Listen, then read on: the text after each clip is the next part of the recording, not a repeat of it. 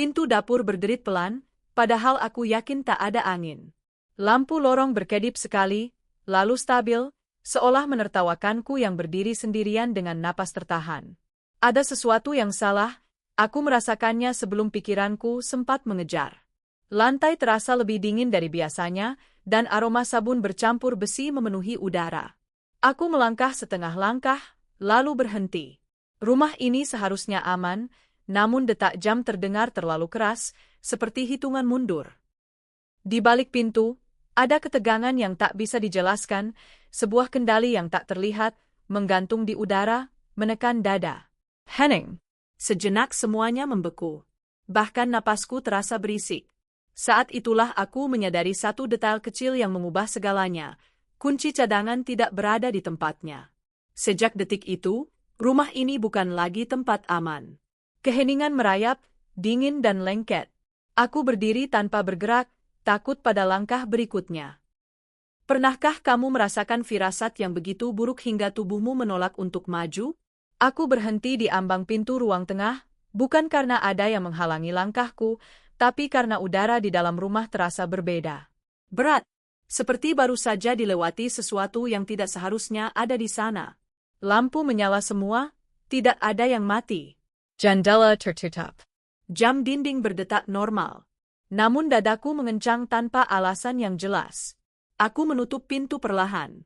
Bunyi kuncinya terlalu keras.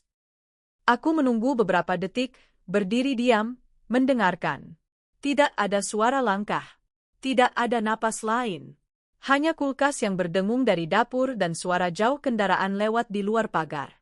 Rumah ini seharusnya familiar. Sudah bertahun-tahun aku hidup di dalamnya. Tapi sore itu, setiap sudut terasa seperti aku baru masuk ke tempat orang lain. Aku menaruh tas di sofa. Bantalnya bergeser sedikit, seperti habis ditekan. Aku yakin tadi pagi aku merapikannya. Aku mengingat-ingat, mencoba meyakinkan diri bahwa mungkin aku salah ingat. Itu hal kecil. Terlalu kecil untuk dicurigai. Aku menarik napas panjang, lalu berjalan ke dapur. Di sana, aroma sabun cuci piring masih kuat. Wajan sudah kering, piring tersusun rapi. Terlalu rapi. Seperti dirapikan dengan tergesa, bukan rutinitas biasa. Aku menyentuh meja. Dingen. Jam di dinding menunjukkan pukul 5 lewat sedikit. Biasanya, pada jam segini, ada suara. Radio kecil di sudut dapur. Air Mengler. Atau setidaknya langkah kaki. Tapi sekarang, heningnya terasa dibuat-buat. Bu, sudah pulang? Suara itu datang dari belakangku. Aku terkejut. Bahuku refleks terangkat. Aku menoleh cepat. Dia berdiri di pintu dapur, wajahnya tenang seperti biasa, tangan memegang lap bersih. Tidak ada yang aneh dari caranya berdiri. Tidak ada nada mencurigakan. Tapi jantungku tetap berdetak terlalu cepat. Ayah, jawab kesingkat. Dia mengangguk. Saya baru selesai beres-beres. Aku hanya membalas anggukan. Aku tidak tahu kenapa, tapi aku tidak ingin berbicara lebih banyak. Ada rasa bersalah kecil karena reaksi tubuhku barusan. Dia sudah bekerja di rumah ini lama. Terlalu lama untuk aku merasa setegang ini. Aku memarahi diriku sendiri dalam hati. Aku pergi ke kamar tidur. Langkahku terasa lebih pelan dari biasanya. Di koridor, lampu menyala semua. Tidak ada yang mati. Tapi bayangan di dinding terasa bergerak lebih lambat, seperti tertinggal 1 detik. Aku membuka pintu kamar. Sprei sudah dirapikan. Bantal ditata simetris. Bahkan gorden ditarik dengan jarak yang persis sama di kiri dan kanan. Aku berdiri di sana lebih lama dari yang seharusnya. Biasanya, ada 1 lipatan kecil di sudut sprei. Aku jarang merapikannya sempurna. Tapi sekarang, tidak ada. Semuanya terlalu rapi. Seperti kamar hotel. Bukan kamar tidurku. Aku duduk di tepi ranjang. Kasur sedikit lebih empuk di sisi kiri, seperti baru saja diduduki. Aku menyentuhnya, menekan pelan. Hangatnya hampir tidak ada, tapi perasaan itu cukup untuk membuat pikiranku berjalan ke arah yang tidak ingin aku tuju. Aku segera berdiri lagi, seolah kasur itu bisa menelan tanganku. Aku ke kamar mandi. Handuk tergantung rapi. Sabun cair berada sedikit lebih ke kiri dari biasanya. Sangat sedikit. Perubahan yang nyaris tidak terlihat. Tapi aku melihatnya. Aku selalu meletakkan sabun itu di tengah. Selalu. Aku memindahkannya kembali ke tengah, lalu berhenti, menatap tanganku sendiri. Kenapa aku melakukan itu? Aku menatap cermin. Wajahku terlihat normal. Tidak pucat. Tidak panik. Hanya mata yang sedikit lebih tajam, seperti sedang mencari sesuatu. Aku membasuh wajah, berharap air dingin bisa menenangkan pikiran. Tapi saat aku mengangkat kepala, rumah itu masih terasa sama. Diam. Menunggu. Sore berubah menjadi malam tanpa aku sadari. Lampu-lampu luar menyala otomatis. Bayangan di halaman depan memanjang. Aku duduk di ruang keluarga, televisi menyala tanpa suara. Gambar bergerak, tapi aku tidak benar-benar menonton. Setiap bunyi kecil membuatku menoleh. Kayu memuai. Pipa berderak. Semua bunyi rumah yang biasa, tapi malam itu terdengar asing. Ada yang perlu saya bantu lagi, Bu? Dia berdiri di ujung ruangan. Aku menggeleng. Tidak. Kamu bisa istirahat. Dia tersenyum tipis. Baik. Senyumnya normal. Suaranya datar seperti biasa. Tidak ada yang salah. Tapi saat dia berbalik, langkahnya terlalu ringan. Tidak ada bunyi sandal. Aku menatap punggungnya sampai dia menghilang di balik pintu kamarnya. Aku menurunkan suara televisi lebih kecil lagi. Aku duduk lebih tegak. Aku tidak tahu kenapa tubuhku bersiap seperti itu. Seperti menunggu sesuatu jatuh. Atau muncul. Aku mencoba mengingat hari-hari sebelumnya. Tidak ada pertengkaran. Tidak ada kejadian aneh. Semuanya berjalan seperti biasa. Mungkin aku hanya lelah. Pikiran itu berulang-ulang aku gunakan sebagai tameng. Aku menolak kemungkinan lain. Terlalu tidak masuk akal. Terlalu menakutkan. Sekitar pukul 8, aku berdiri dan berjalan ke arah kamar belakang, ruangan yang jarang dipakai. Pintu kamar itu tertutup. Biasanya tidak pernah. Aku berhenti di depannya. Tanganku terangkat, lalu turun lagi. Aku mendengarkan. Tidak ada suara. Aku mencoba memutar gagang pintu. Terkunci. Aku mengerutkan kening. Kamar itu tidak pernah dikunci. Tidak ada alasan. Aku mengetuk pelan. Hello. Tidak ada jawaban. Aku mengetuk lagi, lebih keras. Ada siapa di dalam? Sunyi. Aku memeriksa kunci. Kunci itu terkunci dari dalam. Aku tahu bentuknya. Tidak bisa dikunci dari luar tanpa kunci. Napasku mulai pendek. Aku memanggil namanya. Tidak ada jawaban. Aku berjalan cepat ke kamar depan. Pintu kamarnya terbuka. Lampu mati. Kosong. Aku kembali ke pintu kamar belakang. Tanganku gemetar saat menyentuh gagangnya lagi. Tidak bergerak. Tidak ada suara dari dalam. Tidak ada bayangan di bawah pintu. Hanya pintu kayu yang diam, seolah menutup rahasia. Aku berdiri di sana lama sekali, sampai aku sadar aku menahan napas. Rumah terasa menyempit. Seperti semua dinding mendekat pelan-pelan. Aku tidak tahu apa yang membuat ruangan itu terkunci. Aku hanya tahu satu hal. Sejak saat itu, aku tidak lagi merasa sendirian, dan kecurigaan mulai mencari wajah. Aku tahu ada yang berubah sejak aku mematikan mesin mobil, bahkan sebelum kakiku menginjak lantai teras. Rumah itu berdiri seperti biasa, lampu teras menyala, tirai tertutup rapi. Namun ada jeda kecil di dadaku, seolah tubuhku berhenti 1 detik lebih lama untuk menilai apakah aman masuk. Aku membuka pintu perlahan. Engselnya tidak berderit. Terlalu mulus. Udara di dalam terasa lebih dingin, bukan karena AC, melainkan karena sunyi yang menekan. Aku berdiri di ambang pintu, tas masih tergantung di bahu, mendengarkan. Tidak ada suara langkah. Tidak ada radio. Tidak ada bunyi sendok atau air mengalir. Hanya jam dinding yang berdetak terlalu jelas. Bu? Suaraku rendah, hampir ragu. Tidak ada jawaban. Aku menutup pintu. Kunci berputar dengan bunyi yang terasa lebih keras dari seharusnya. Aku menunggu, entah apa yang kutunggu. Beberapa detik berlalu. Sunyi tetap utuh. Aku melangkah ke ruang tamu. Sofa terlihat rapi, bantal tersusun simetris. Aku berhenti di depan meja kecil. Majalah yang tadi pagi kutinggalkan terbuka kini tertutup, ujungnya sejajar dengan meja. Rapi. Terlalu rapi. Aku mengangkatnya, membukanya kembali, lalu menaruhnya sembarangan. Sebuah gerakan kecil, seperti menantang rumah ini untuk mengaku. Tidak terjadi apa-apa. Aku berjalan ke dapur. Lampionnya menyala. Piring sudah dicuci, rak bersih, wastafel kering. Aroma sabun masih menggantung. Biasanya, bau itu sudah memudar di jam segini.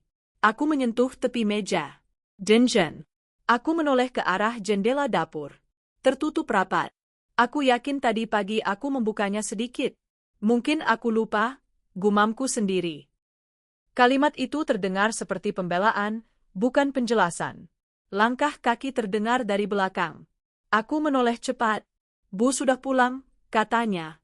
Nada suaranya datar, sopan seperti biasa. Dia berdiri di pintu dapur, tangan memegang kain lap. Ayah, jawabku. Kamu dari tadi di rumah? Iya, Bu. Seperti biasa. Tidak ada jeda. Tidak ada keraguan. Aku mengangguk. Aku tidak tahu kenapa aku berharap ada nada lain di suaranya. Aku meninggalkan dapur dan menuju kamar tidur. Koridor terasa lebih panjang. Lampu-lampu menyala semua, tapi bayangan di dinding bergerak lambat, seolah mengikuti langkahku dengan niat sendiri. Aku membuka pintu kamar. Sprei sudah diganti. Bantal ditata sejajar. Lemari tertutup rapi. Aku berdiri di tengah ruangan, merasa seperti tamu. Aku duduk di tepi ranjang. Kasur sedikit berlekuk di sisi kanan. Aku mengangkat tangan, ragu, lalu menyentuhnya. Hampir tidak terasa hangat, tapi cukup untuk membuat pikiranku berlari. Aku menarik tangan itu kembali seolah tersengat. Berhenti, bisikku pada diri sendiri. Aku berdiri dan membuka lemari. Pakaianku tergantung rapi, diurutkan berdasarkan warna. Aku tidak pernah melakukannya sejauh itu. Aku menutup lemari pelan. Ada rasa bersalah kecil merayap. Dia hanya menjalankan tugasnya. Aku yang terlalu sensitif. Di kamar mandi, handuk tergantung lurus. Sabun cair berada sedikit lebih ke kiri. Perubahan sekecil itu biasanya tidak akan kuperhatikan. Tapi hari itu, aku melihatnya. Aku memindahkannya ke tengah, lalu berhenti. Tanganku menggantung di udara beberapa detik sebelum jatuh ke sisi tubuhku. Kenapa aku peduli? Aku membasuh wajah. Erdingen Mengler. Aku menatap cermin. Wajahku tampak normal. Tidak panik. Tidak pucat. Hanya mata yang tampak lebih waspada, seperti milik orang yang baru menyadari ia sendirian di tempat asing. Menjelang sore, rumah tetap sunyi. Televisi menyala tanpa suara. Aku duduk di sofa, memegang ponsel tanpa membuka apapun. Setiap bunyi kecil, kayu memuai, angin menyentuh daun, membuat bahuku menegang. Aku mencoba fokus pada hal-hal logis. Tidak ada pintu yang rusak. Tidak ada barang hilang. Tidak ada bukti apapun. Kamu mau makan sekarang atau nanti, Bu? Suaranya muncul lagi, tiba-tiba. Nanti, jawabku cepat. Dia mengangguk. Baik. Dia berjalan pergi. Langkahnya nyaris tak bersuara. Aku menoleh, mengikuti punggungnya sampai menghilang. Ada jeda kecil sebelum aku sadar napasku tertahan. Malam turun perlahan. Lampu luar menyala otomatis. Bayangan di halaman memanjang. Aku berdiri dan berjalan ke kamar belakang, ruangan yang jarang kupakai. Pintu itu tertutup. Biasanya tidak. Aku berhenti di depannya. Tanganku terangkat, lalu turun lagi. Aku mendengarkan. Tidak ada suara. Aku memutar gagang pintu. Tidak bergerak. Terkunci. Aku mengerutkan kening. Kamar itu tidak pernah dikunci. Tidak ada alasan. Aku mengetuk pelan. Hello. Sunyi. Aku mengetuk lagi, lebih keras. Ada siapa di dalam? Tidak ada jawaban. Aku memeriksa kunci. Jenis kunci lama. Hanya bisa dikunci dari dalam. Dadaku menjenkang. Aku memanggil namanya. Tidak ada jawaban. Aku berjalan cepat ke kamarnya. Pintu terbuka. Lampu mati. Kesernya rapi. Tidak ada tas. Tidak ada barang pribadi yang berpindah. Kosong. Aku kembali ke pintu kamar belakang. Gagansya dinjin di tanganku. Aku mencoba lagi. Tetap terkunci. Tidak ada bayangan di bawah pintu. Tidak ada suara napas. Tidak ada apa-apa. Aku berdiri di sana lama, sampai aku sadar rumah ini terasa terlalu sunyi untuk sebuah kesalahan. Seperti menahan sesuatu di balik pintu kayu itu. Aku mundur satu langkah. Jantungku berdetak keras. Aku tidak tahu apa yang membuat ruangan itu terkunci. Aku hanya tahu, sejak detik itu, rumah ini tidak lagi netral, dan kecurigaan mulai mencari wajah. Pagi datang tanpa rasa lega. Aku terbangun dengan perasaan bahwa malam belum benar-benar berakhir, seolah rumah ini menahan napas bersamaku. Cahaya matahari masuk dari celah tirai, jatuh di lantai dengan sudut yang terasa salah. Aku duduk di ranjang cukup lama sebelum berani berdiri, mendengarkan apakah ada suara lain selain detak jantungku sendiri. Kamar belakang masih terkunci. Aku tahu itu bahkan sebelum memeriksanya. Pengetahuan itu muncul seperti insting, bukan ingatan. Saat aku melangkah ke koridor, lantai kayu berbunyi pelan di bawah kakiku. Bunyi yang biasanya tak kupedulikan, kini terdengar seperti pengumuman keberadaanku. Aku berhenti di depan pintu kamar itu. Tetap tertutup. Tetap terkunci. Tidak ada tanda apapun di sekitarnya, seolah pintu itu menertawakan kecemasanku semalam. Aku menyentuhnya dengan punggung jari. Dinjen. Aku menarik tangan kembali. Dari dapur terdengar suara gelas diletakkan. Aku menoleh. Bau kopi Zama menyebar, menenangkan sekaligus mengganggu. Dia sudah bangun. Lebih awal dari biasanya. Kopi sudah jadi, Bu, katanya tanpa menoleh. Aku berdiri di ambang dapur, memperhatikannya. Jericannya Territor, Efficient. Terlalu tenang. Seolah malam tadi tidak pernah terjadi. Aku menunggu sesuatu, tatapan, jeda, pertanyaan. Tidak ada. Kamar belakang, kataku pelan. Pintunya terkunci. Tangannya berhenti sesaat di udara. Sangat singkat. Hampir tidak terlihat. Lalu ia melanjutkan menuang kopi. Oh, mungkin kuncinya macet, jawabnya ringan. Nada suaranya datar. Terlalu cepat. Aku merasakan sesuatu mengendur di perutku, bukan lega, tapi kewaspadaan. Kamu ke sana semalam? Tanyaku. Dia menjeling. Tidak, Bu. Saya jarang ke sana. Aku mengangguk, pura-pura menerima. Aku mengambil cangkir kopi dan duduk. Rasanya pahit. Aku tidak menambahkan gula. Aku ingin rasa itu tetap tajam, seperti peringatanku sendiri untuk tidak lengah. Kami makan pagi dalam diam. Biasanya, ada percakapan kecil. Tentang belanja. Tentang cuaca. Hari itu, tidak ada. Keheningan terasa seperti keputusan, bukan kebetulan. Aku memperhatikan caranya mengunyah, caranya menaruh sendok. Tidak ada yang salah. Itulah yang paling mengganggu. Setelah sarapan, dia membersihkan meja. Aku berdiri dan berjalan ke ruang tamu. Aku duduk, lalu berdiri lagi. Rumah ini terasa seperti labirin yang perlahan berubah bentuk. Aku tidak tahu jalurnya lagi. Beberapa jam berlalu. Aku mencoba melakukan rutinitas. Menyapu. Menyiram tanaman. Tapi setiap gerakan terasa seperti akting. Aku terus mendengarkan. Setiap kali dia lewat di belakangku, bahuku menegang. Sekitar siang, aku mendengar suara pintu belakang dibuka lalu ditutup. Aku menoleh ke jendela. Tidak ada siapa-siapa. Aku berdiri dan berjalan ke arah pintu itu. Terkunci dari dalam. Aku membuka. Halaman belakang kosong. Tanaman tampak normal. Tidak ada jejak. Kamu ke belakang? Tanyaku saat dia lewat. Iya, Bu. Buang sampah lawannya singkat. Aku mengangguk. Kantong sampah di dapur memang sudah kosong. Jawabannya masuk akal. Terlalu masuk akal. Siang terasa panjang. Jam bergerak lambat. Aku mulai memperhatikan pola. Jam-jam tertentu ketika dia selalu berada di bagian rumah yang sama. Cara dia menghindari lorong tertentu. Cara pandangannya selalu berhenti sepersekian detik lebih lama saat melewati kamar belakang. Sore hari, aku mencoba membuka pembicaraan lagi.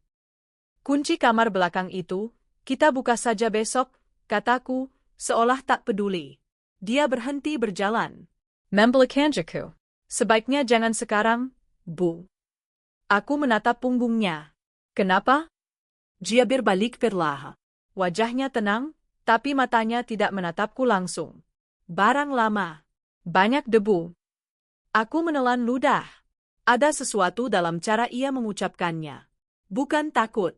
Bukan marah. Seperti peringatan yang disamarkan. Aku tidak bertanya lagi. Dan aku membenci diriku sendiri karena itu. Malam turun lagi. Lebih berat dari malam sebelumnya. Aku mematikan lampu ruang tamu satu persatu, menyisakan satu lampu kecil di sudut. Bayangan bergerak di dinding, membentuk lorong-lorong sempit. Aku duduk dengan punggung lurus, mendengarkan suara rumah. Sekitar pukul 10, aku mendengar langkah kaki pelan. Dari arah kamar belakang. Aku berdiri. Jantungku berdetak keras. Aku melangkah perlahan, berhenti di ujung koridor. Lampu mati. Hanya cahaya redup dari ruang tamu di belakangku. Kamu? Panggilku. Tidak ada jawaban. Langkah itu berhenti. Lalu terdengar lagi, lebih dekat. Aku mundur satu langkah. Nafasku pendek. Aku hampir memanggil namanya lagi, tapi sesuatu menahanku. Ketakutan untuk bertanya. Ketakutan yang lebih besar untuk tahu jawabannya. Tiba-tiba, lampu koridor menyala. Dia berdiri di sana, beberapa meter dariku. Bu, jangan masuk ke sana, katanya pelan. Keheningan setelah kalimat itu terasa tebal. Kata-katanya tidak keras, tidak mengancam. Tapi dadaku seperti diremas. Kemana? Tanyaku, meski aku tahu. Kamar belakang, jawabnya. Percaya saya. Aku menatapnya. Kenapa? Dia menggeleng. Tidak sekarang. Aku merasakan amarah kecil muncul, bercampur takut. Itu rumah saya. Dia menunduk sedikit. Justru itu, Bu. Tidak ada lagi yang dikatakan. Dia berbalik dan berjalan pergi, meninggalkanku di koridor yang kini terasa lebih sempit. Aku berdiri lama setelahnya. Lampu berdengung pelan. Aku menyadari tanganku gemetar. Aku kembali ke kamar, mengunci pintu. Aku duduk di ranjang tanpa mematikan lampu. Aku mencoba bernapas pelan. Aku mencoba meyakinkan diri bahwa ini hanya kesalahpahaman. Bahwa peringatan itu mungkin tulus. Bahwa aku terlalu curiga. Namun menjelang tengah malam, sesuatu menarik perhatianku. Dari bawah pintu kamarku, ada bayangan bergerak. Perlahan. Seperti seseorang berdiri terlalu dekat. Aku menahan napas. Bayangan itu berhenti, lalu menghilang. Beberapa menit kemudian, terdengar bunyi pelan. Seperti sesuatu diseret. Dari arah kamar belakang. Aku bangun. Kakiku jamatar. Aku membuka pintu kamar perlahan. Koridor kosong. Lampu mati. Aku melangkah, mengikuti suara itu. Di lantai, dekat kamar belakang, aku melihatnya. Jejak tanah. Tipis. Mengarah lurus ke pintu terlarang itu. Aku berhenti. Tidak melangkah lebih dekat. Rumah ini tidak lagi hanya terasa asing. Ia mulai menunjukkan giginya. Dan pada saat itu, rasa aman runtuh sepenuhnya. Jejak tanah itu tidak seharusnya ada di dalam rumah. Tipis, tidak beraturan, seperti diseret oleh sesuatu yang berat, lalu berhenti tepat di depan pintu kamar belakang. Aku berdiri terpaku, napasku pendek, dadaku naik turun tanpa ritme. Lantai terasa dingin menembus telapak kaki. Aku tidak bergerak, seolah satu langkah lagi akan mengubah sesuatu yang belum siap kuterima. Aku mundur perlahan. Bukan karena berani, tapi karena tubuhku menolak mendekat. Aku kembali ke kamar, menutup pintu, menguncinya, lalu bersandar di sana. Kunci bergetar sedikit saat aku memutarnya. Bunyi kecil itu terasa memalukan, seperti pengakuan bahwa aku takut. Aku duduk di lantai. Punggungku menyentuh pintu. Aku memejamkan mata, mencoba bernapas pelan. Hitung sampai 4. Hembuskan. Hitung lagi. Tapi bayangan jejak itu terus muncul, seperti bekas luka yang baru disadari sakitnya. Aku tidak tidur malam itu. Setiap bunyi menjadi ancaman. Setiap hening menjadi pertanyaan. Aku menunggu pagi dengan harapan yang tipis, hampir tidak layak disebut harapan. Pagi datang dengan cahaya pucat. Aku membuka pintu kamar dengan hati-hati. Koridor kosong. Tidak ada jejak lagi di lantai. Seolah rumah ini berusaha meyakinkanku bahwa aku bermimpi. Aku berdiri di sana lama, menatap lantai yang bersih, dan untuk sesaat, aku hampir mempercayainya. Di dapur, dia sedang memotong sayur. Jericannya tenang. Teraker. Seperti biasa. Bu, katanya tanpa menoleh. Sarapan. Aku menelan ludah. Kamu bersih-bersih semalam? Tangganya berhenti. Hanya sebentar. Iya, Bu. Kenapa? Lantainya bersih, kataku. Kalimat itu terasa bodoh saat keluar dari mulutku. Dia mengangguk. Saya tahu. Biar tidak licin. Masuk akal. Selalu masuk akal? Aku duduk di kursi, memegang cangkir kosong. Tanggengku jamatar halas. Aku menyembunyikannya di pangkuan. Bu kelihatan japek katanya. Aku kurang tidur, jawabku. Rumah ini memang berisik malam-malam, katanya ringan. Aku menatapnya. Berisik bagaimana? Dia tersenyum cepis. Kayu tua. Aku mengangguk. Aku ingin bertanya. Aku ingin menjerit. Tapi yang keluar hanya anggukan. Ketakutan untuk bertanya menempel di lidahku, pahit dan lengket. Setelah sarapan, aku mencoba menelepon seseorang. Ponselku tidak ada di tempat biasa. Aku mencarinya di ruang tamu. Di meja. Di sofa. Tidak ada. Aku kembali ke kamar.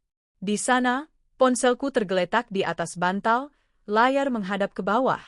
Aku yakin semalam aku membawanya. Aku menyalakannya.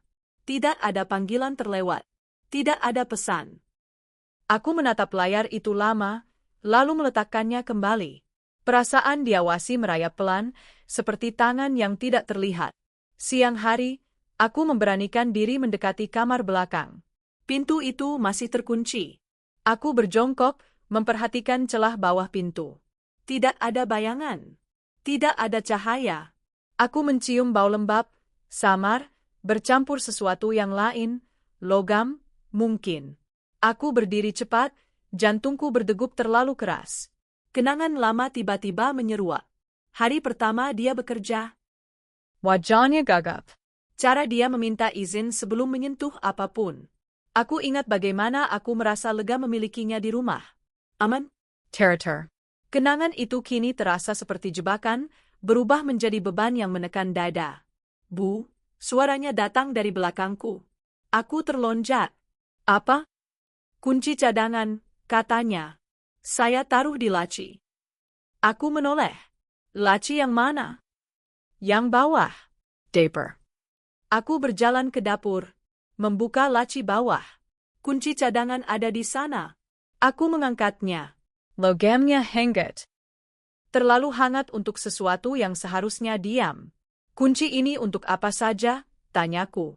Semua kamar, jawabnya cepat. Aku menatapnya. Termasuk kamar belakang? Dia mengangguk. Ayah. Aku memegang kunci itu lebih erat. Kamu bilang kemarin kamar itu dikunci dari dalam. Dia tidak menjawab langsung. Ada jira. Hanya sepersekian detik, tapi cukup untuk membuatku tahu aku telah menyentuh sesuatu. Maksud saya, katanya akhirnya, mekanismenya, kadang macet. Aku mengangguk. Aku tersenyum kecil. Aku membenci diriku sendiri karena itu. Sore hari, hujan turun. Rumah menjadi lebih sunyi. Aku duduk di ruang tamu, mendengarkan hujan menghantam genting. Setiap tetes terasa seperti hitungan mundur. Aku memperhatikan jam. Aku memperhatikan pintu. Aku memperhatikan diriku sendiri yang terus-menerus menahan napas. Saat dia pergi ke belakang untuk mengambil jemuran, aku berdiri. Kunci cadangan ada di tanganku. Aku berjalan ke kamar belakang. Langkahku ringan, hampir tidak menyentuh lantai. Aku berhenti di depan pintu. Tanganku gemetar saat memasukkan kunci. Aku memutar. Kunci berputar dengan mudah. Pintu terbuka sedikit. Bau lembab menyeruak, lebih kuat sekarang. Aku mendorongnya pelan. Ruangan itu gelap. Aku menyalakan lampu. Aku terdiam.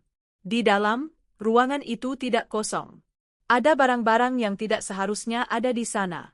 Tumpukan kain kotor, basah, bernoda tanah. Sebuah ember dengan air keruh. Dan di sudut, sebuah tas besar. Aku mengenali tas itu. Tas balonyangku. Yang hilang minggu lalu. Aku melangkah masuk, lututku terasa lemas. Aku membuka tas itu. Di dalamnya, ada beberapa barang pribadiku. Buku catatan. Sial. Dan sesuatu yang membuat napasku terhenti. Peso Daper. Aku mundur. Kepala keberdengang. Emosi yang kutahan pecah tanpa suara, panik, duka, marah, semuanya bercampur. Ancaman itu tidak lagi samar. Tidak lagi abstrak. Ya personal. Ia milikku. Aku mendengar langkah kaki mendekat. Aku menutup pintu cepat, mematikan lampu, menguncinya kembali. Aku mundur, menempel ke dinding, jantungku seperti ingin keluar dari dada. Bu, panggilnya dari luar. Bu di mana? Aku tidak menjawab. Aku berdiri di sana, tubuhku gemetar, air mata menggenang tanpa jatuh. Di balik pintu itu, ada niat yang tidak bisa lagi kusebut kesalahpahaman. Aku menutup mata, menarik napas dalam-dalam. Ketakutan masih ada, tapi sesuatu yang lain mulai bangkit, dorongan kasar, dingin, untuk bertahan. Naluri itu akhirnya mengambil alih. Aku berhenti gemetar ketika menyadari satu hal sederhana, jika aku terus diam, aku akan mati tanpa pernah sempat melawan. Pikiran itu tidak datang dengan panik, melainkan dingin, bersih, seperti garis lurus yang memotong kabut. Aku berdiri di kamar, merapikan napas, menurunkan bahu, menata wajah. Ketakutan masih ada, tapi kini ia duduk di belakang kemudi bersamaku, bukan mengambil alih. Aku mengunci pintu kamar dan mematikan lampu. Gelap membantu. Aku duduk di lantai, punggung menempel pada ranjang, telinga waspada. Setiap bunyi kupecah menjadi makna, langkah, kain terseret, pintu bergeser. Rumah ini tidak lagi netral. Ia adalah peta. Dan aku harus menghafalnya ulang. Aku mulai dengan hal paling kecil. Aku memindahkan benda-benda yang bisa berbunyi jika tersenggol, vas kecil, bingkai foto, ke sudut yang tidak kulalui. Aku mengatur kursi agar menjadi penghalang, bukan jebakan untuk diriku sendiri. Aku memastikan jendela terkunci. Aku menaruh ponsel di saku celana, layar mati, suara senyap. Aku menuliskan satu nomor di telapak tangan dengan pulpen yang kutemukan di laci. Angka itu menjadi jangkar. Langkah kaki terdengar di koridor. Helen. Terker. Aku menahan napas, menghitung jeda di antara langkahnya. Ia berhenti tepat di depan pintuku. Bayangannya memotong cahaya dari bawah. Aku merapatkan tubuh ke dinding, menekan punggung ke permukaan keras, berharap detak jantungku tidak terdengar. Bu, suaranya rendah. Tenang. Terlalu tenang. Aku tidak menjawab. Jira. 1, 2, 3. Lalu langkahnya menjauh. Aku tidak bergerak sampai bayangan itu benar-benar hilang. Ketika aku yakin, aku berdiri dan membuka pintu perlahan. Koridor kosong. Lampu dapur menyala. Bau sabun dan air mengalir samar. Aku melangkah tanpa suara, telapak kaki menempel penuh ke lantai, menghindari bagian yang berderit. Aku berdiri di ujung koridor, menilai jarak. Dapur di kiri. Ruang tamu di kanan. Kamar belakang di ujung, seperti mulut yang menganga. Aku memilih kiri. Di dapur, aku membuka laci tanpa bunyi, memilih benda yang terasa familiar di genggaman. Bukan untuk menyerang. Untuk menenangkan tangan. Aku menyelipkannya di saku, menutup laci perlahan. Waktu menjadi musuh. Setiap menit yang lewat memberi ruang baginya untuk mengatur sesuatu. Aku harus keluar. Tapi keluar tanpa rencana sama saja dengan menyerahkan diri. Aku menilai pintu depan. Kunci ganda. Rantai. Pintu belakang. Menghadap halaman sempit, pagar tinggi. Mungkin bisa, tapi tidak sekarang. Aku kembali ke kamar, menutup pintu, duduk di tepi ranjang. Aku memejamkan mata, memaksa otak bekerja. Pola. Aku memikirkan jam-jam ketika ia paling sering berada di mana. Cara ia menghindari lorong tertentu. Kebiasaan kecil yang dulu kuanggap biasa. Ia selalu ke dapur pukul 6. Selalu ke belakang saat hujan. Selalu memastikan lantai kering. Detail-detail itu kini membentuk garis. Aku menunggu sampai langkahnya terdengar lagi, kali ini menuju dapur. Aku membuka pintu kamar, bergerak cepat ke ruang tamu, mengambil tas kecil dari lemari. Aku memasukkan dompet, kunci, ponsel. Aku menimbang menambah sesuatu, lalu mengurungkan. Terlalu berat. Terlalu ribut. Bu mau kemana? Suaranya tiba-tiba ada di belakangku. Aku membeku setengah detik, lalu berbalik dengan senyum tipis. Ke kamar mandi. Ia menatap tas di tanganku. Matanya turun, lalu naik lagi. Tidak ada emosi. Tasnya di bawah? Obat, jawabku singkat. Ia mengangguk, memberi jalan. Aku melewatinya, jantungku berteriak. Di kamar mandi, aku mengunci pintu. Aku duduk di kloset, menutup mulut dengan tangan. Aku menunggu sampai langkahnya menjauh. Aku menghitung lagi. Aku membasuh wajah tanpa menyalakan keran terlalu keras. Air menjadi sekutu yang berisik jika tidak hati-hati. Kesalahan kecil hampir terjadi ketika aku menjatuhkan tutup sabun. Bunyi plastik memantul. Aku mematung. Di luar, langkah berhenti. Aku menahan napas sampai dada terasa sakit. Beberapa detik kemudian, langkah itu bergerak lagi. Aku menutup mata, membiarkan udara kembali masuk. Aku keluar dari kamar mandi dengan tenang yang dipaksakan. Aku duduk di ruang tamu, menyalakan televisi tanpa suara. Ini sandiwara. Aku harus terlihat normal. Aku harus membuatnya percaya bahwa aku tidak tahu apa-apa. Atau setidaknya, bahwa aku takut dan patuh. Bu, katanya dari dapur, besok saya ke pasar pagi. Aku menoleh. Jam berapa? Subuh, jawabnya. Subuh. Jendela waktu. Aku mengangguk. Baik. Malam merambat. Aku mematikan lampu satu persatu, menyisakan lampu kecil di kamar.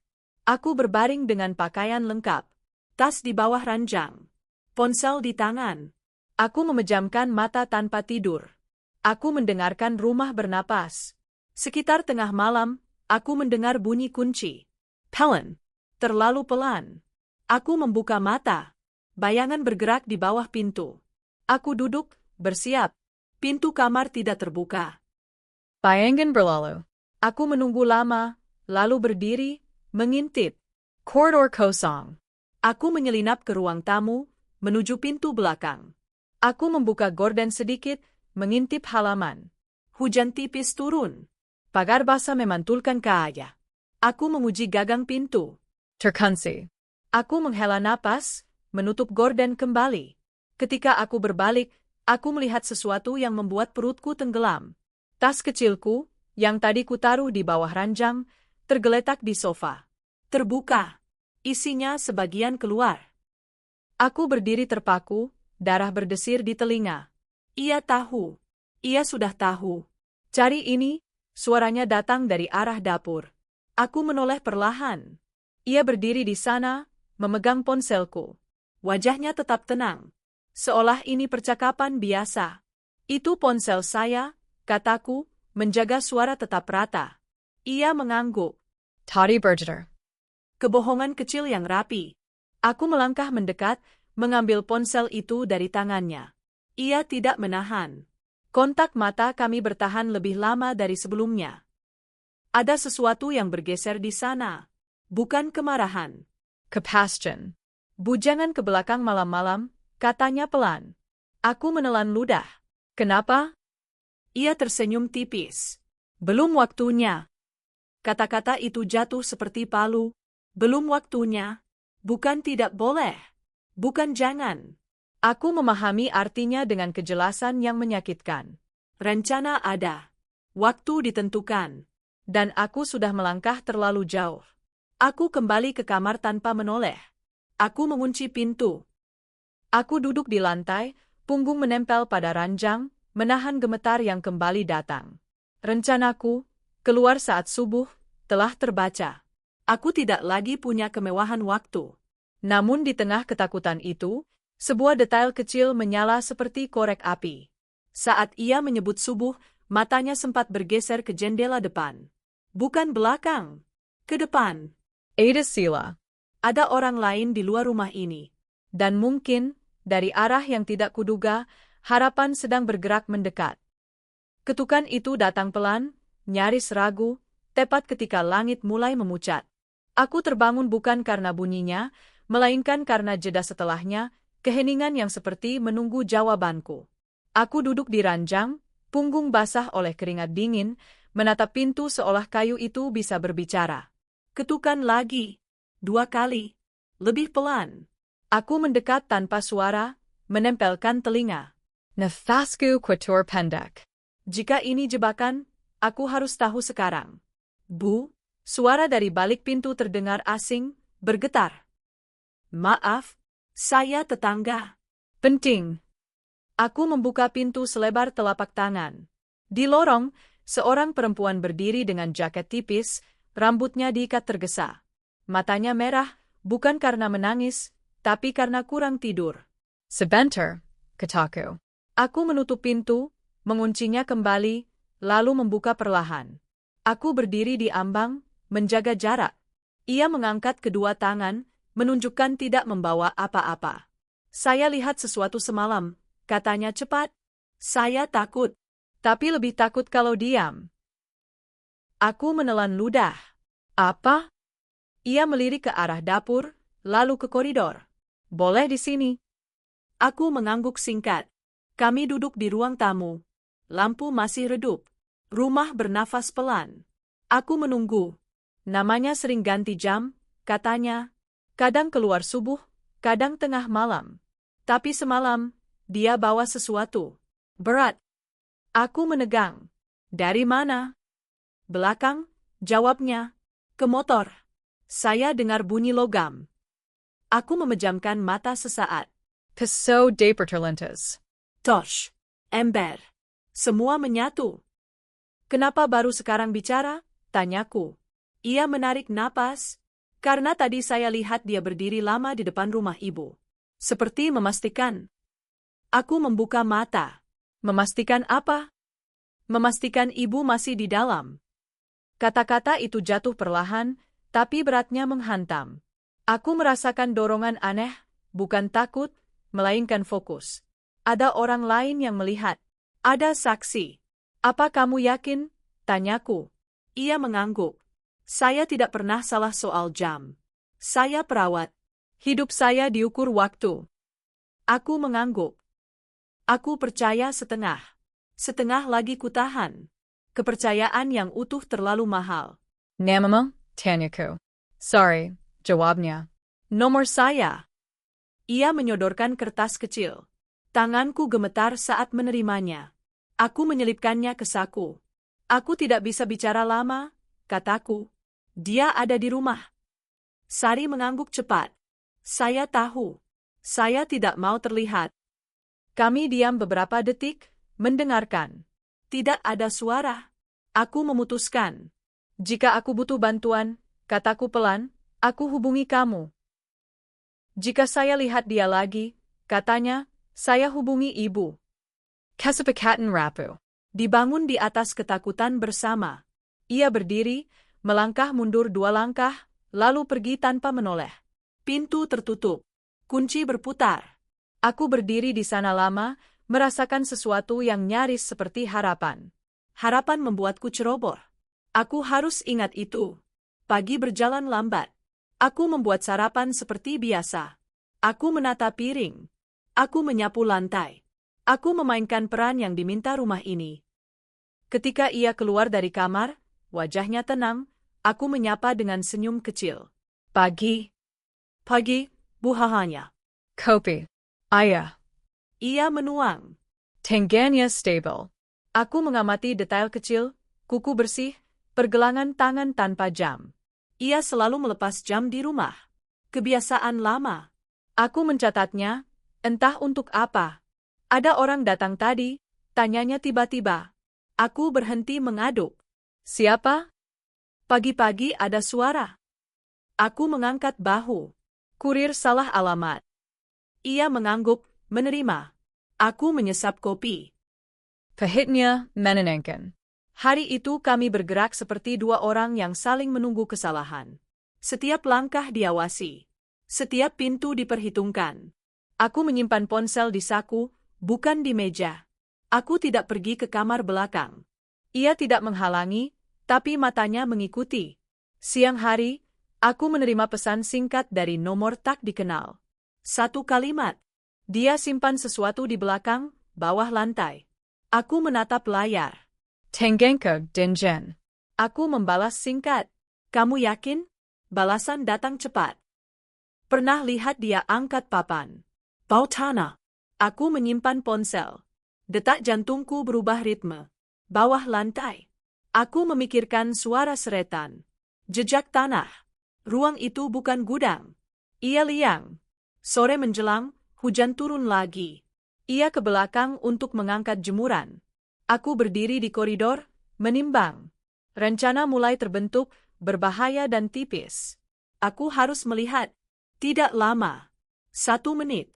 Aku menunggu sampai suara hujan menelan langkahnya. Aku berjalan cepat ke kamar belakang. Kunci cadangan masih di saku. Aku membuka. Bau lembab menyaget. Aku menutup pintu di belakangku, tidak mengunci. Aku menyalakan lampu. Aku tidak menatap tas. Aku menatap lantai. Ada garis halus di dekat sudut.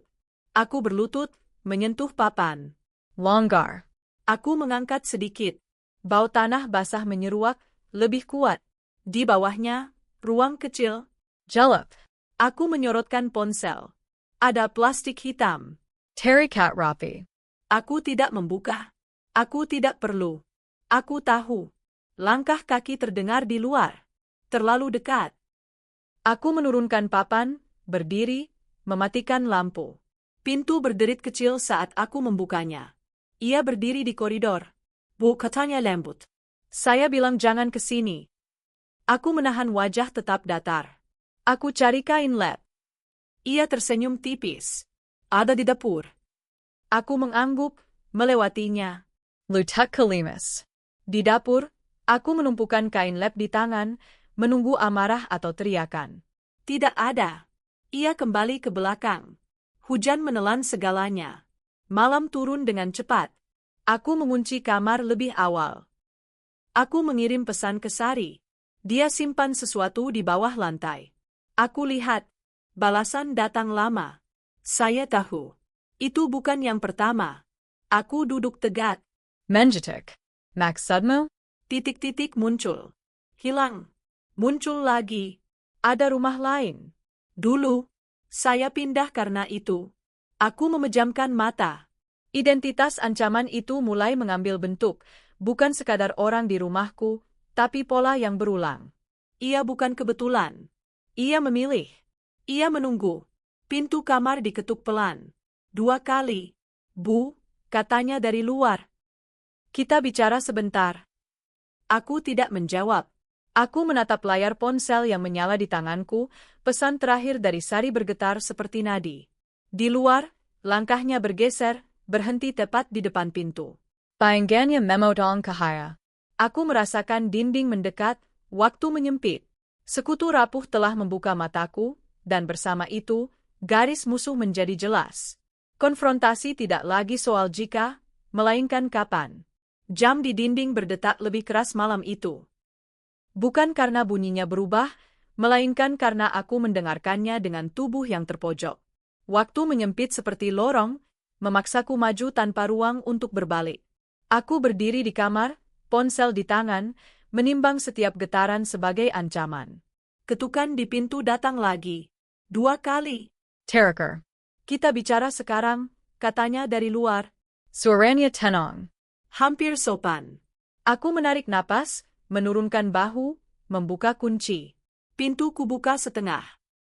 Ia berdiri dengan jarak yang disengaja, tidak terlalu dekat, tidak memberi alasan untuk mundur. Di ruang tamu, katanya. Aku mengangguk. Kami berjalan terpisah, 2 langkah jarak, seperti koreografi yang dihafal. Lampu ruang tamu menyala terang. Terlalu terang.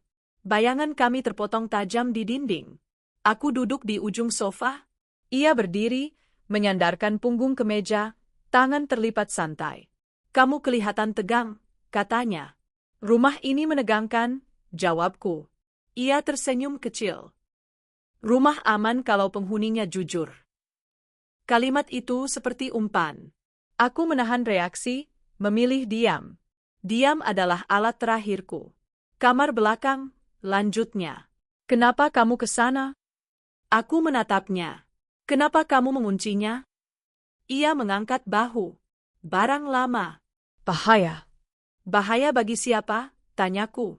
Ia tersenyum lagi, lebih lama. Bagi semua. Kebenaran dipelintir di antara kami, dirapikan seperti meja dapur. Aku merasakan dorongan untuk menjerit, tapi menahannya.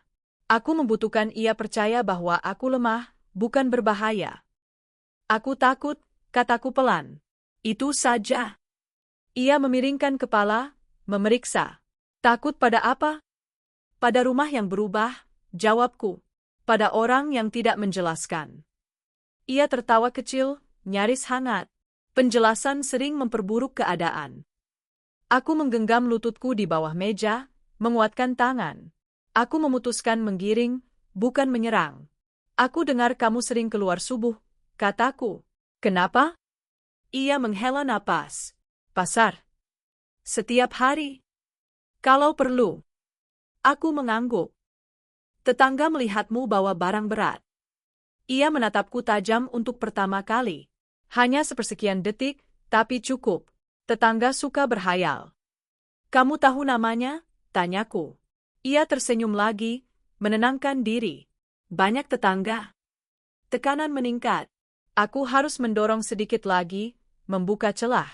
Aku tidak bodoh, kataku. Aku tahu ada sesuatu di bawah lantai. Henning. Jam berdetak. Ia tidak bergerak. Ketika ia bicara, suaranya tetap rata. Kamu menggoda. Aku melihatnya, kataku. Plastik hitam. Ia menatapku lama. Terlalu lama. Kamu tidak seharusnya membuka. Ini rumahku, kataku. Ia mendekat satu langkah. Aku menahan diri untuk tidak mundur. Justru itu, katanya pelan. Aku menjaganya. Kata menjaga berubah makna di udara. Aku menelan ludah. Aku harus memaksa terang. Dari apa? Tanyaku. Dari dirimu sendiri, jawabnya cepat.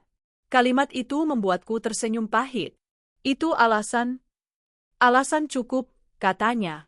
Kamu terlihat rapuh. Rapuh bukan alasan untuk dikurung, kataku. Ia menghela napas, lalu duduk di kursi berseberangan. Kita tidak perlu ribut. Kamu tenang. Aku bekerja. Kita selesai. Selesai. Kata itu menutup kemungkinan apapun selain menyerah. Aku menggeleng. Tidak. Nada itu berubah sesuatu di matanya. Bukan marah. Kalkulasi. Kamu mau apa? Tanyanya. Kebenaran, jawabku. Ia tersenyum tipis. Kebenaran itu relatif. Aku mengeluarkan ponsel, meletakkannya di meja, layar mati. Ada saksi.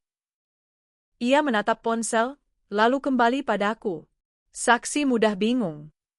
Tidak semua, kataku. Ia berdiri lagi. Mendekat. Dengarkan, katanya rendah. Kamu aman selama kamu patuh. Aku merasakan getaran kecil di saku, pesan masuk. Aku tidak menatapnya. Aku harus tetap di sini, menahan perhatiannya.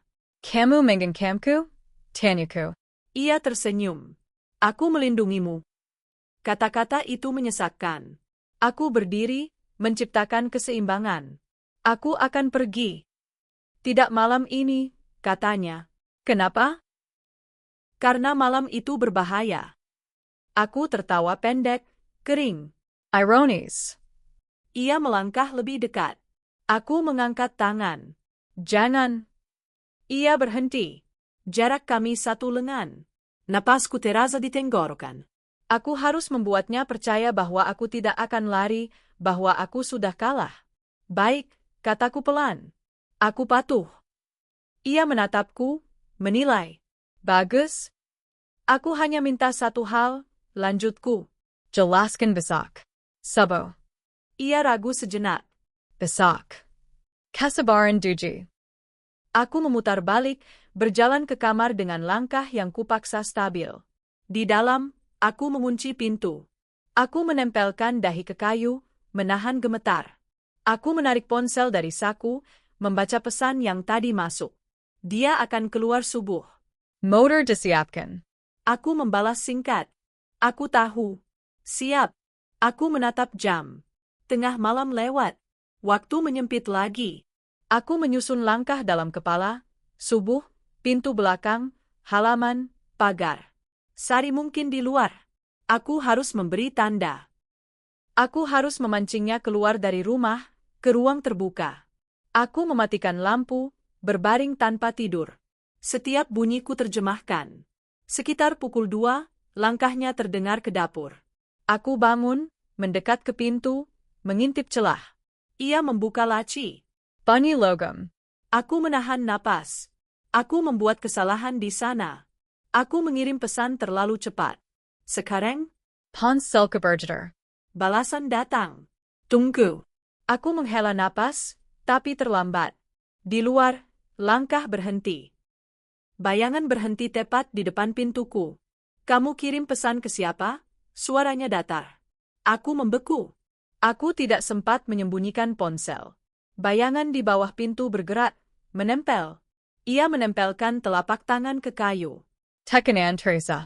Tidak ke siapapun, kataku, suara bergetar yang jujur. Buka, katanya. Aku tidak bergerak. Buka, ulangnya, lebih pelan. Aku membuka. Ia berdiri di sana, ponsel di tanganku terlihat jelas. Matanya turun ke layar yang masih menyala. Notifikasi nama, Sari. Terpampang singkat sebelum terkunci. Ia mengangkat pandangannya. Senyum tipis itu kembali, tapi kini tajam. Kita sudah sampai di sini, katanya. Sekarang aturannya berubah. Kesalahan fatal itu mengganti arah angin. Aku merasakan kekuasaan berpindah, dingin dan pasti, ke tangannya. Aku mundur 1 langkah. Ia maju 1 langkah. Jarak kami menyempit seperti waktu yang habis. Di luar, malam menahan napas. Di dalam, permainan berakhir. Dan malam penentuan tiba. Aku tidak berteriak. Suaraku terkunci di tenggorokan saat ia melangkah masuk, menutup pintu kamar dengan gerakan pelan yang disengaja. Kayu beradu dengan kusen tanpa bunyi keras, seolah rumah ini ikut bersekongkol menjaga rahasia. Jarak kami tinggal 1 langkah. Napasku pendek. Tenggeng kedinjen. Kita akhiri malam ini, katanya tenang. Aku menatap matanya. Di sana tidak ada amarah. Hanya kepastian yang mengerikan. Aku merasakan tubuhku ingin mundur, tapi kakiku menolak. Jika aku mundur, aku hilang. Kamu sudah terlalu banyak tahu, lanjutnya. Karena kamu ceroboh, kataku. Suaraku terdengar lebih stabil dari perasaanku. Ia tersenyum tipis. Atau karena kamu ingin diselamatkan. Kata itu memantik sesuatu di dadaku, bukan harapan, melainkan amarah yang lama tertimbun. Aku memutar badan sedikit, menciptakan sudut. Aku menggeser beban ke kaki kiri. Aku mengingat semua detail yang kulihat, semua bau, semua jeda. Apa yang ada di bawah lantai? Tanyaku. Ia menghela napas, seperti orang yang bosan menjelaskan hal yang jelas. Barang-barang yang tidak perlu kamu sentuh. Orang, kataku. Jejak. Das. Pisau. Henning. Untuk pertama kalinya, matanya berkedip lebih cepat. Kamu salah paham. Tidak, kataku. Aku melihat. Ia tertawa kecil. Melihat bukan berarti tahu. Aku melangkah ke arah meja, menahan jarak. Kamu pindah dari rumah ke rumah. Ia mengangkat alis. Kamu dengar dari siapa? Dari seseorang yang kamu anggap tidak penting, jawabku. Ia menutup mulut dengan telapak tangan, berpikir. Lalu ia berkata, mereka berisik. Kamu memilih orang yang sendirian, kataku. Yang percaya. Yang butuh bantuan. Ia mendekat setengah langkah. Aku merawat.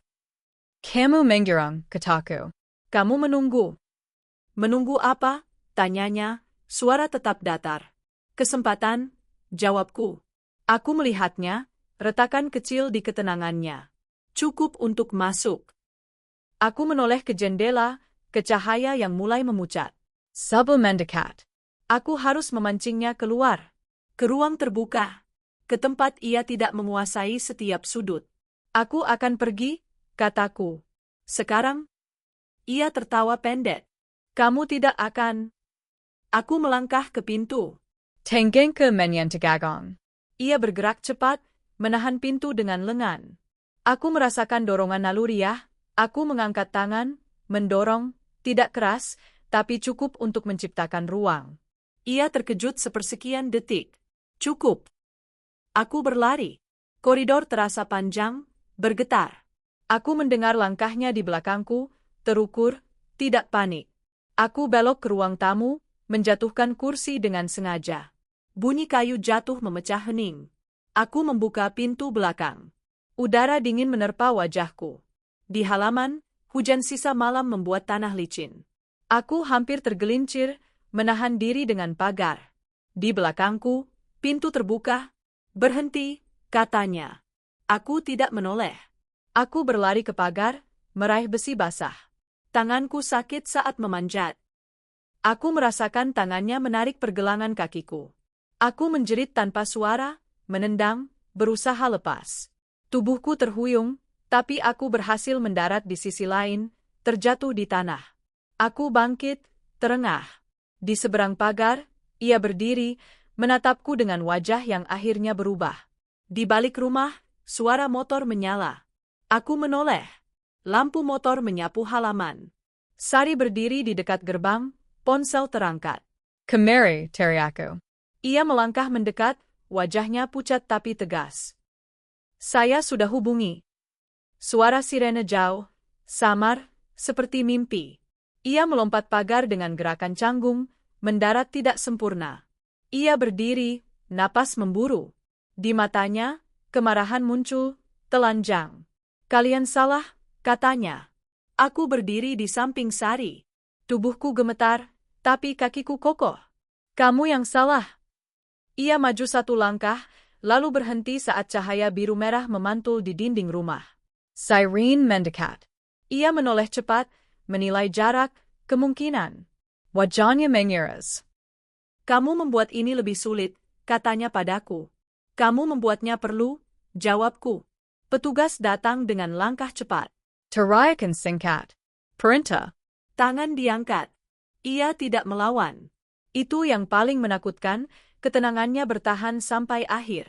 Saat borgol mengunci pergelangan tangannya, ia menatapku lama. Kamu akan ingat aku, katanya pelan. Aku menatap balik.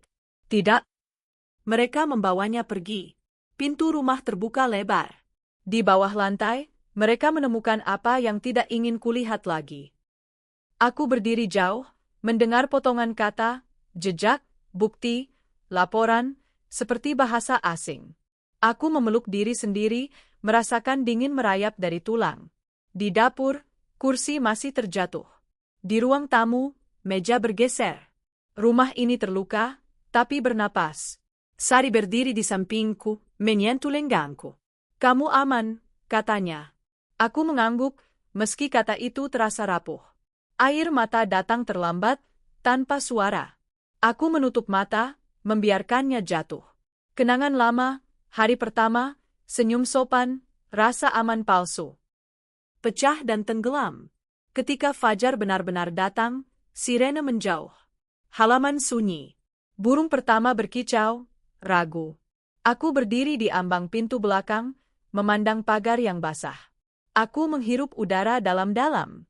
Dada terasa sakit, tapi lapang. Keheningan setelah badai menyelimuti rumah. Tidak nyaman, tapi jujur. Aku tahu luka tidak akan sembuh hari ini. Namun kebenaran telah berdiri di cahaya. Keadilan datang dengan harga yang tidak kecil. Dan saat aku melangkah kembali ke dalam, aku merasakan sesuatu yang baru, bukan lega, melainkan keberanian yang tenang. Di ruang tamu, jam kembali berdetak normal. Aku mendengarkannya tanpa takut. Aku duduk di sofa, membiarkan keheningan menetap. Tidak ada lagi bayangan di bawah pintu. Tidak ada lagi langkah terukur di koridor. Hanya rumah yang diam, menunggu untuk dirawat kembali. Pagi setelah semuanya berakhir datang tanpa suara. Tidak ada sirene. Tidak ada langkah tergesa.